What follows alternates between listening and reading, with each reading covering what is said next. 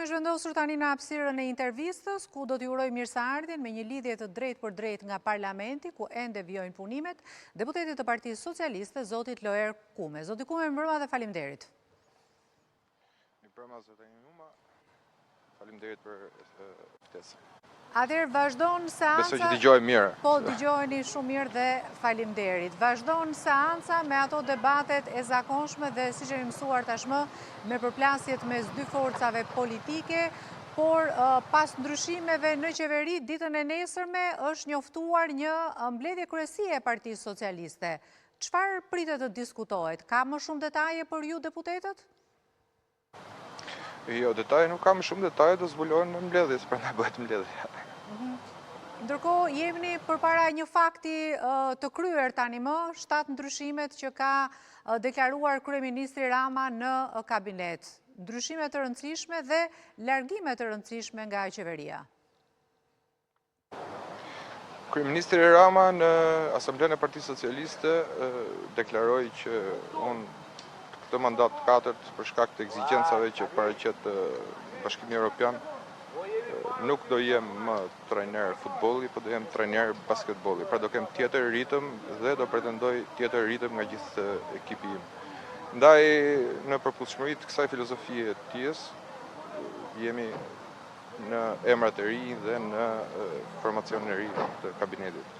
E qartë. Dua t'ju pyes përpara se të kalojmë tek tema për cilën edhe ju kam thirrur, t'ju pyes pak edhe për dy qëndrimet që do mbaj Komisioni i Imunitetit, Këshilli i Imunitetit dhe Mandateve. Sot është prezantuar edhe qëndrimi i Partisë Demokratike, është dhënë një deklaratë për mediat, raporti i opozitës që do të depozitohet në kuvent, pikërisht për heqjen e imunitetit të zonjës Balluku. Është e qartë se çfarë qëndrimi do të mbaj grupi socialist, apo dhe ky është një vendim që ndoshta do të deklarohet nesër?